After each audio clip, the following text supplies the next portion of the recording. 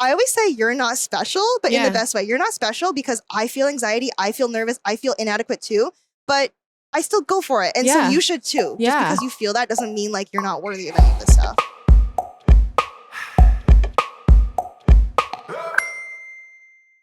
Welcome back to another episode of the Tooth or Dare podcast, peeps, with your peep Irene, recording in the very fancy but poorly lit Chicago Midwinter podcast lounge. They thought of like literally everything except the most important thing, which is lighting. It's the guy with the green jacket that's behind you. Oh, is he in frame? He's not in frame, but he's the culprit. He came up to me and he's like, what did he say? Can you tell me, how do you feel about this? I'm like, well, I haven't recorded yet, but I can let you know after. And then immediately I was like, in my mind, lighting.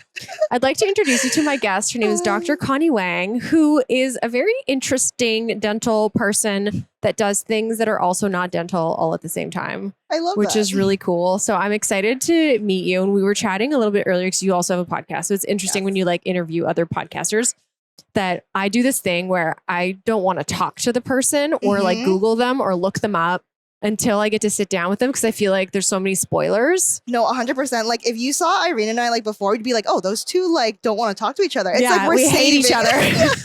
No, we're just saving the juice. That's all. Yeah. So tell me a little bit about you. Like start from the beginning. Started from the bottom. Now we're here. Where like birth. So go to birth. Okay, what was so that I have a like? fun story for that. Birth was great. That was probably the highlight of my life. Was birth. Best day ever. It all went down from there.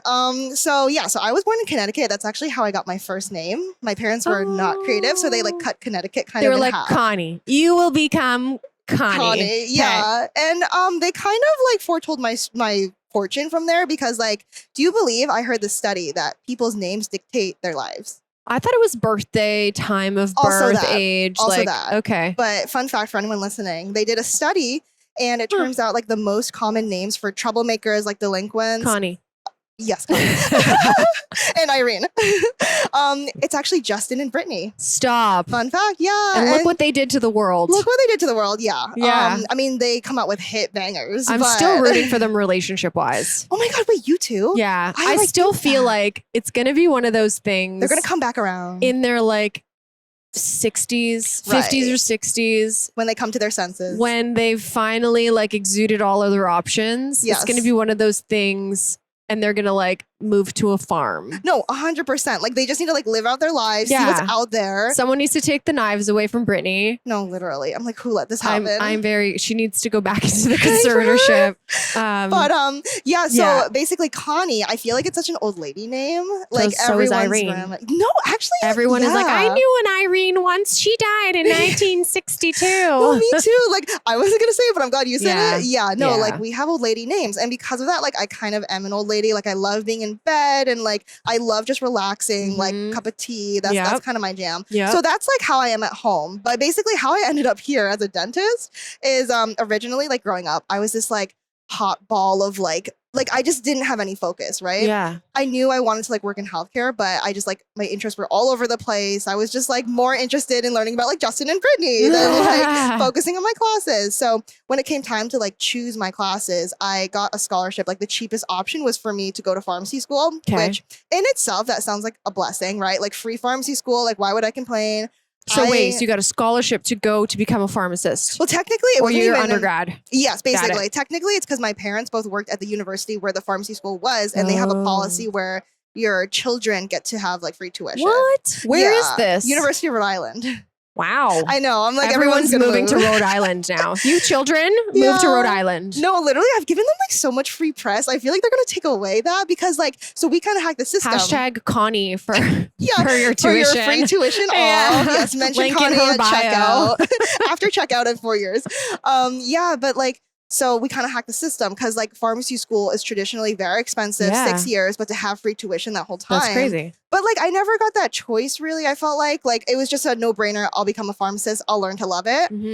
So fun fact. Is anyone in your family a pharmacist? No. we just love a good deal. Yeah. I mean, if I were to get free tuition, you go big. Exactly. It's like going shopping and you get a promo code and you're like, literally. Everything in here, you can take what you carry. You're not going to go be like, I'm going to get a Pez dispenser. Exactly. You're going to carry the biggest freaking thing you can carry. Yeah. So the big kahuna of it all, I ended up going for like the doctorate program there. And so it's 6 years. And like, honestly, the plan was, though, if you don't like pharmacy, that's fine, but just like switch out before you start. Yeah. But the problem was when I was like 18, I started the program and like I made the best friends. I loved all my pharmacy classmates. And so I was afraid to rock the boat. And I wanted to ask you, like, flip the script a little. Because I read somewhere like a while ago, you were the pre-law, right? Yeah. So like how did you kind of feel the same way where you're like, I almost don't want to like change, even though I don't like it, because like, no. Okay. I was like totally out. I was like, I cannot do this. Yeah. No. Okay, so I commend you for that. I was like out early. I broke my parents' heart. Like I'm Eastern European, so Romania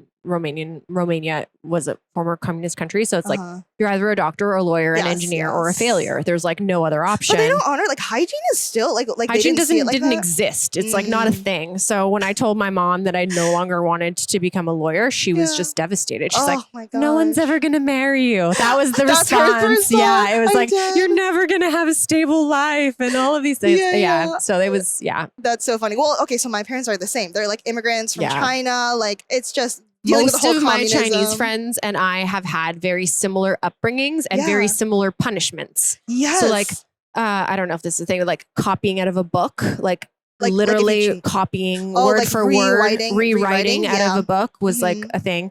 Math school, I had to go to Kumon math school. That was the thing. So like all of and I was always grounded, like all the time. I don't know why, but every summer for some reason I was grounded for 3 months and I was never allowed to do anything. Some of my Chinese friends were also like, I also was grounded every summer. Like, no, literally, like summer break started and like it's not. And I was in trouble. Well, okay, so and I wasn't allowed outside. I was thinking about this when I was getting ready. Actually, it's funny you mentioned this. I feel like my parents actually like we still had fun in the summer, things like that. Like I went to like math camp and like science camp, but I was still allowed to go to leave the house.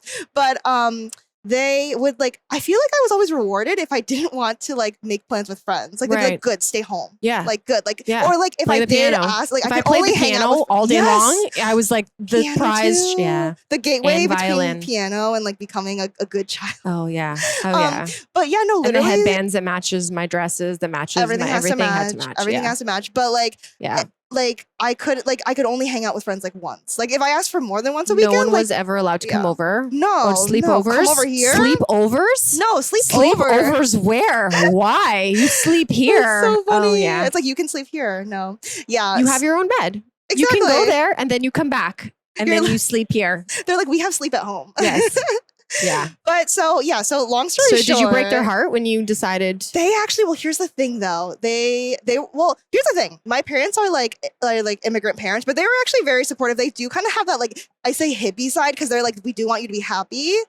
But like happy has to be on our terms. And so when I went from like pharmacist to dentist, they were like, perfect. Oh, like, 2 good things. Yeah, they're like 2 doctorates. Yeah. So like I kind of made it easy for them. I luckily what a people pleaser. No, I know, literally. I'm trying to unpack that. My therapist charges me a lot of money for this, and I'm getting it for free with Irene. Exactly. I'm like, just keep asking me these questions. It's beautiful. So I ended up deciding, like, after my first year of pharmacy school, I had free tuition granted. So after my first year, I was like, this is not it. I need something more fulfilling. And so my brother-in-law, he's a dentist and he loves to like paint and stuff.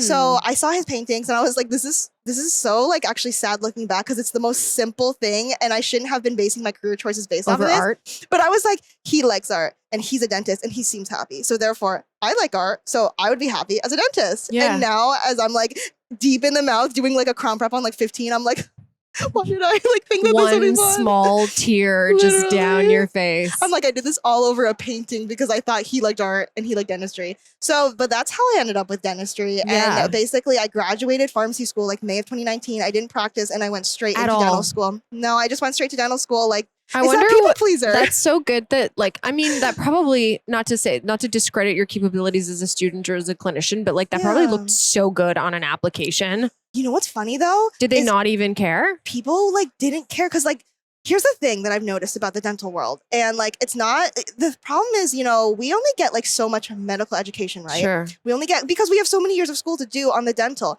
So because of that, they kind of don't go over the ways that pharmacists can intervene clinically in like a relevant way. So like, of course, I got a lot of flashback being like, oh, so like you just counted pills. And like the world of pharmacy is actually a lot more evolved now. There's like a lot of clinical things. Like pharmacists can even prescribe in some capabilities. Yeah, for sure. And so like the program I went to was like super clinical. So like I feel like I came into the environment and I felt like sometimes a lot of judgment being like, all you guys know how to do is count pills. So like it didn't help quite as much. That is ridiculous. Yeah. And I'm like, well, it's because you guys didn't learn about like the ways that antibiotics, like we can help with that kind of stuff. Yeah. So it's interesting being in between the two fields, but that was a lot. And well, but the flip side was when I left pharmacy, everyone was like, are you crazy? You're leaving pharmacy to like clean teeth. And like, they would just say all these things. And I was like, why are both sides so derogatory? Why are we not on the same page here? Okay. And we should be. Pause. Yeah. So I just had this idea or thought rather that I have never phoned a pharmacist to ask them for advice. Like, and I mean, our office prescribes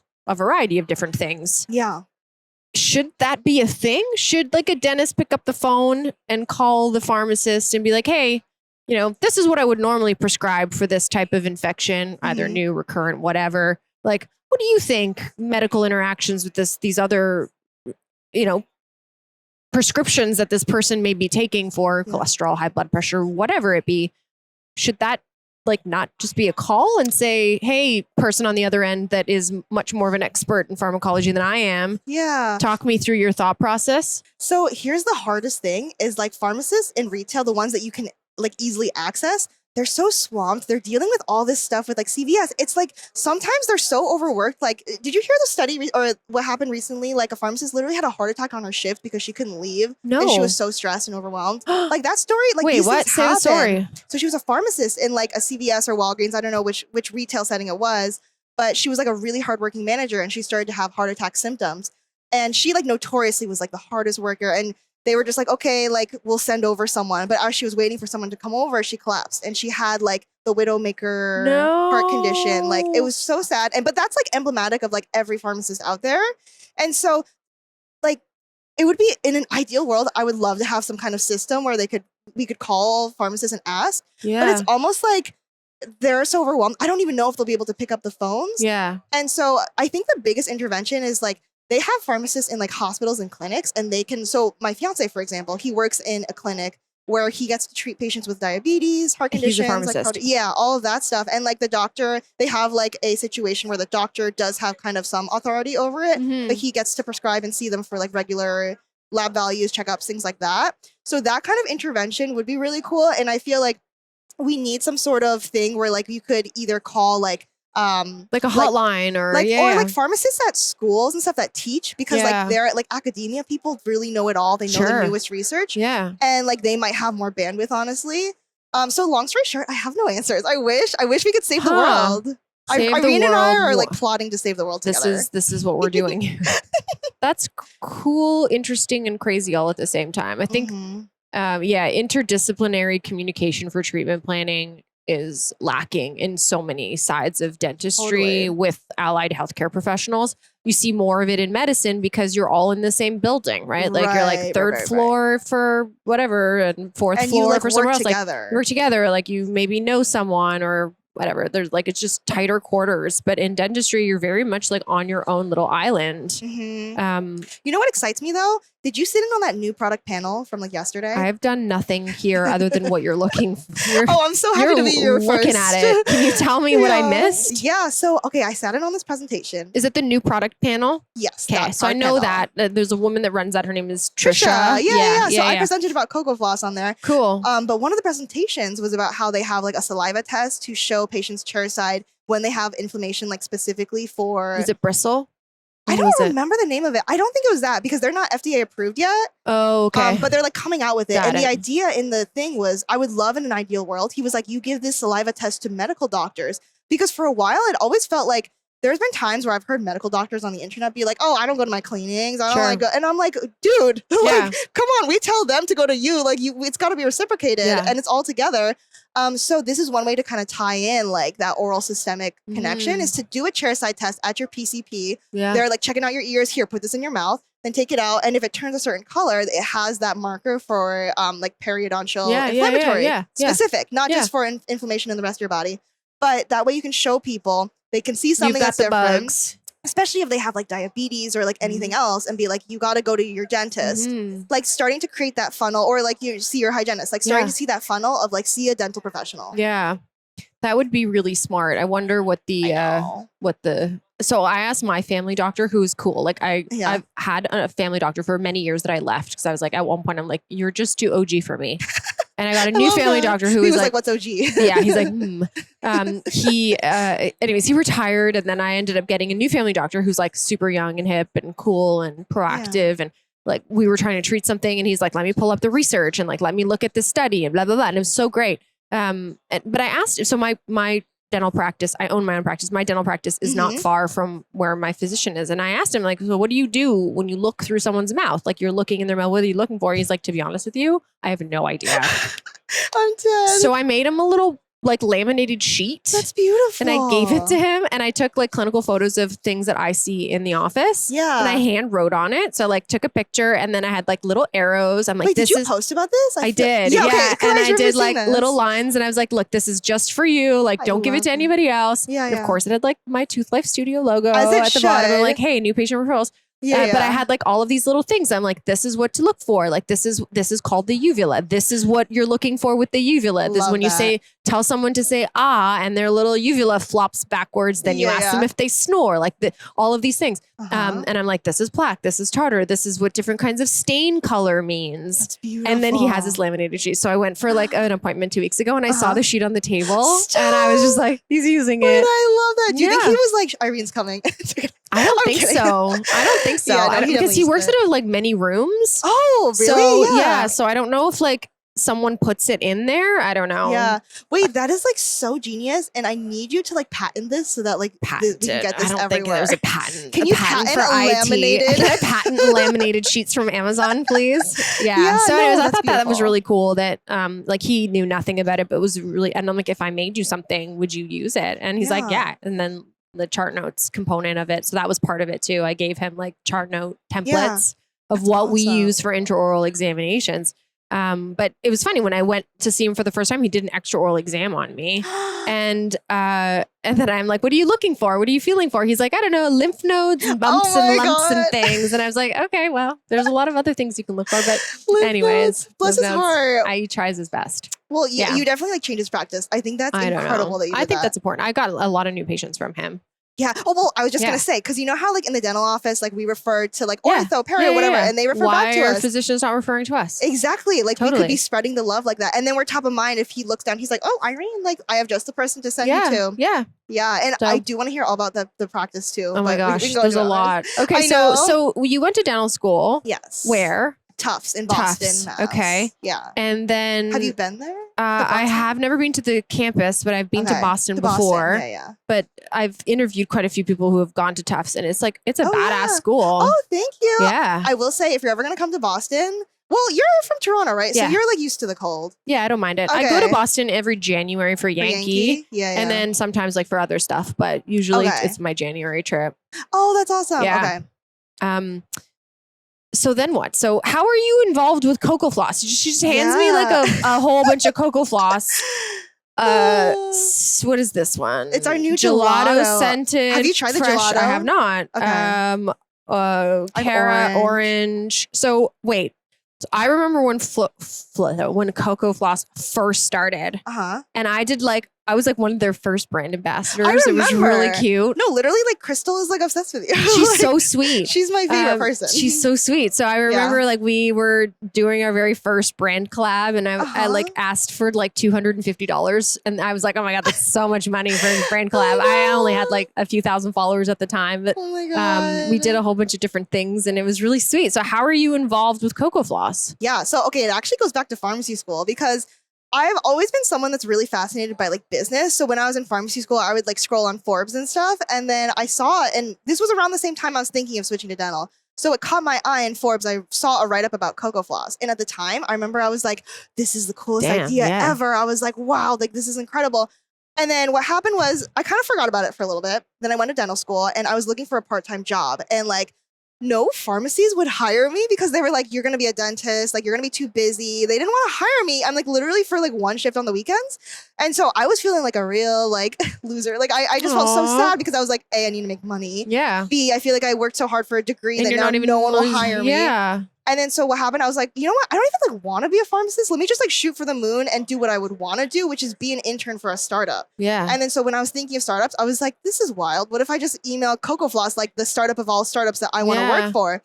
So I sent them a cold email, and then first, I think there was like maybe no response at first. And so this message is for anyone listening. Yeah. If at first they don't respond, email try again. Yes. Yeah. So I emailed again, and finally, you know, I reached someone, and like literally, I just after the first conversation with them, I just pitched myself over and over. Like, I can help with marketing. I've no marketing degree, but like I get how people work, and I know how to talk to people.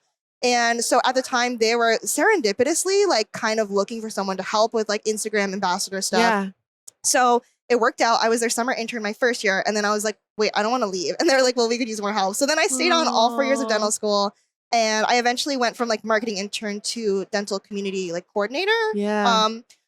And manager. And then so that was all 4 years. And then recently, like this past May, I graduated from dental school. Yeah. But they still like need people occasionally to help either with the shows or like today, like I was speaking on the new product panel. Yeah. So, but now I get to do it as like a dentist and like an expert. So that's kind of the cool part. That is really cool. Yeah. That's such an inspiring story. And you know what? It could be literally anyone listening to this right now. Like people think like, oh, I'm not like the other people that do these cool things. I'm not like smart or talented or whatever. And the thing is like, you're really like no different than anyone else. Yeah. Like I always say you're not special, but in the best way. You're not special because I feel anxiety. I feel nervous. I feel inadequate too, but I still go for it. And so you should too. Just because you feel that doesn't mean like you're not worthy of any of this stuff. Totally. Yeah. I interviewed someone earlier today who very similar story, like really wanted to work for this one company and just kept waiting. She just kept waiting for an ad to go up. She like put out feelers, sent emails, did the whole thing. And like, it was 4 years later where a position finally opened up in the like area that she wanted to be in. And she applied for it, but she was like so prepared for that interview. Yeah. She was 4 years prepared for that interview because she really wanted to work for that sales company. I feel like timelines, it's interesting. We always feel like we're behind. We're like, oh my God, I've waited 4 years for this or whatever. But I really do believe, I don't know if you're like woo-woo like this, but I believe in like the timing. Everything happens for a reason and when it's meant to be. And there's always like, you know, wrong time, right person, and then right person, wrong time or vice versa. You know what I'm trying to say? No, yeah, literally. It's like the Britney and Justin conversation. It's like it all comes back. There's a callback coming. They might just not be ready for each other. They need to be like Bruce Willis age. Yes, the stars will align eventually. Yeah, it's like J-Lo and Jen and J-Lo and Ben. Yeah. What's their Jennifer? Benifer? No, Benifer. Yeah. Thank you. Yeah. Is it still or like is there a 2.0 version? Because Benifer was when they were first starting. I know. Like, do we have like Benifer 2.0? I think it's just Benifer still. Still. Did you see that? Wait, here's another small talk thing while we're on it. No, did you see the commercial for the Super Bowl about like the Dunk Kings coming to work? It was the Dunk Kings, like Ben Affleck. And he went to J-Lo's work. That was like the most controversial commercial because the next day I went to work and like, so I work in Massachusetts. It's like Dunkin headquarters. Like everyone loves Dunkin, New Englanders. Half the people were like, I love Ben Affleck. I love Dunkin. Yeah. Okay. Me too. I thought it was super And the other half of my patients were like, I hated it. It made us embarrassed for like Dunkin and like New England. I thought it was super cringy. I was like, come on. That's what I said I was like, you made it like, it had the potential, like the idea could have been there. He looked like a lost puppy dog. Like he was a very sad lost puppy dog going to his wife's office to work and she's fabulous and he's wearing a weird jumpsuit. That's how it made me feel. No, yeah, exactly. Like, grow a pair. I know. And that's how I felt. You know what I think? They probably made millions. No, they made millions. Their tracksuit, they sold the tracksuit. It sold out in like 15 minutes. It's insane. It's the fastest selling merch. But I think what happened was like some like Gen Z, like someone funny came up with the idea, but then like someone maybe less funny had to complete the idea because like and they didn't complete it to the right specifications as the funny person. I'm like, who let this happen? Yeah, I don't know. I didn't really like it. I was just like, I'm glad you felt the same way though, because I was like, am I just being negative? No. Yeah. No, you were right. No, I think we're just there's funny. There's another. We're totally doing the pop culture thing on my podcast instead of your podcast. No, that's okay. It happens. It's a taste for everyone to see what they'll get. Yeah. Did you see the Victoria Beckham and David Beckham TV commercial. I think I missed it. So there's like, it's about Bentley, but it's Like not actually about Bentley. So it's like she's pretending to be doing this TV commercial and she's wearing a t-shirt that has like the brand name on it, but says the wrong thing. And like he's arguing with her from another room. It's like, this is not the right commercial. And it's like this banter back and forth. And I thought that was also really cringy. Well, I think it's based off of, the documentary. Did you see the documentary? I've watched the first couple, but I kind of got lost. So there's an iconic scene in it where she's like, we grew up poor, and he's shouting from the other room. He's like, you did not. What was your first car? She's like, it doesn't matter. He's like, what was your first car? And finally she's like, my dad drove like a Mercedes or like a Bentley or something like that. It might have been a Bentley. Maybe that's what it is. It was inspired, I think, off of that from what it sounds like. So then I must have just missed the memo. But it still sounds funny because he's shouting from across the room like, no, tell them what it is. Okay, so that's what it was then. I need to better understand this by watching the full documentary. Tell me about your podcast. Yeah, okay, so just a quick pinch. It really, just like everything that I explained about myself, it started out one way and turned into another. So I started out because every day, like third year of dental school, I was like really just like, I was going through it, going to clinic because I was like, I'm this like 26, 27-year-old like girl. I feel like I don't know. I'm still learning how to take care of myself, but I have to go to school and tell these patients how to live their life. Yeah. And I have to like be put together and stress and like have someone's like health and wellness in my hands. But but then I go home and I feel like this girl, and there was such a dichotomy between those two identities, right? And so I was like, being a girl in healthcare is so weird. And like, we need to talk about that more. The same time I was listening to these podcasts from young girls, but they were like self-help influencers, that kind of thing. And I was Which ones? What do you listen to? The Skinny Confidential. Yeah. Like that vibe. Skinny Confidential. I also like Note to Self with Peyton Sarton. So I was listening to these girl like influencers and I was like, I don't have time to make green juice in the morning or have a 3-hour routine, but I want to do something like inspirational, but for my healthcare girlies. And so I couldn't find anything. And so I was like, I guess I have to make it. So then I made the I guess I just have to recreate the wheel. I'm like, let me take out all my bags and like do it. So then it started out being like, okay, self-help, lifestyle, inspo for young women in healthcare. But the thing is, as I started working as a dentist, I was like, I'm missing a component of this in that I realized like patients, they don't think us dental people are like real people. They think they don't think we exist outside. Yeah. And then so in the beginning, when I first started working, I was almost afraid to show that side of myself because I look so young. I was like, they're not going to take me seriously. And then one day I drove home and I was like, wait, Connie, the point of your podcast is to show people that young women in healthcare can be both sides, both girly and fun and chatty, and also like, be awesome at like procedures or like clinical. Yeah, all that stuff. And then so I was like, you know what? Then you need to show more of that side. And so what I realized was like, people, when they're driving to work, it's about to be stressful, heavy. They don't always want to hear all the heavy stuff. And so I'm like, you know what? I need to make a podcast now where we can laugh about pop culture, have that banter, and then get into the self-help too. Like a little bit of everything. So I started working in I started branding myself as the small talk doc. And I now share stories on Instagram. I share like, here's your pop culture story of the day. Share this with your patients. So like on Groundhog's Day, I was like, share with your patients. The groundhog like predicted early spring. Or one of them, my first one was like, share with your patients, Snoop Dogg is hosting the Olympics. Did you see that? No. So he's hosting in the Olympic Village. He's going to like interview the family and he's going to like go to the events, try the food, see the scenery in Paris. Like, I'm excited for this. Are we concerned at all? I mean, he's definitely representing America. So Snoop Dogg eating food. I'm just getting all of these like Martha Stewart visions of like all of the things when they're like cooking together. Precisely. He narrated like nature or something like that. Like, and he actually hosted like another Olympic event. He's brilliant. Yeah. He is brilliant. Well, so let me tell you the beauty of this though. So I shared this, like I tested this story with every single patient that day. It totally opened them up. I got to know them so much better. And I just feel like I started to realize like there's a real problem in the healthcare world where like patients are seeing stuff on the internet. They don't trust us anymore. They don't trust the providers anymore. So how do we build that trust? And it's not going to be me screaming like clinical things at them, back at them. It's going to be me bonding, showing that I care, showing that I'm a real person that knows what's up with like the Olympics and Snoop Dogg and pop culture.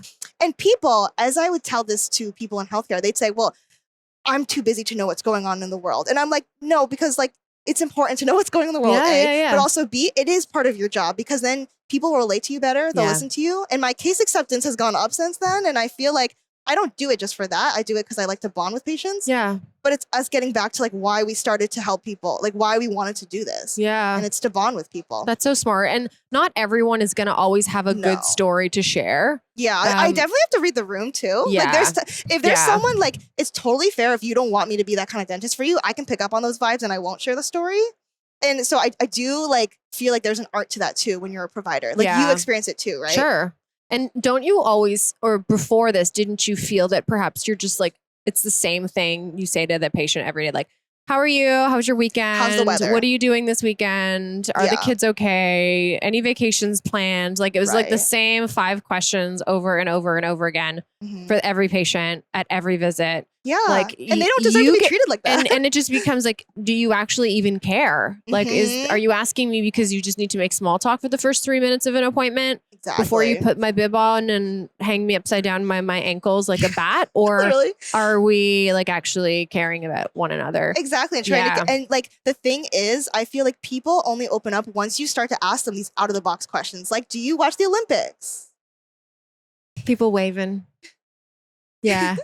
That's so fun. Yeah. I think that's really valuable. I'm going to start listening to your podcast on the way to work in the morning because I think we need more diversity in our conversations for sure. That isn't always so heavy because there's a lot happening in the world. There's a lot always happening in the world, and sometimes it's nice to just put people in a better headspace when they come in to see you. Like I always explain to people like the podcast, because there is a lot of self-help in it, but I think like if I can start your day on like a positive note with like one pop culture story, save it in your mind to share with patients later. Yeah. And then a big part of it too is we talk about like being a new grad and like all of that stuff. Then it's kind of like, it feels therapeutic kind of to address like those things too that are unique to young women in healthcare. Yeah, like absolutely. I feel like we all go through the same thing. That's so cool. Connie, thank you for spending your afternoon with me. It's this like lunchtime. So we're going to pop on your podcast now. Okay. And I'll link all of the things in the description below. So check out Connie's podcast. Yeah. Just a pinch. Just a quick pinch. Just a quick pinch. Thank you. All right, everyone. Until next time. Peace out, peeps. Bye. Bye.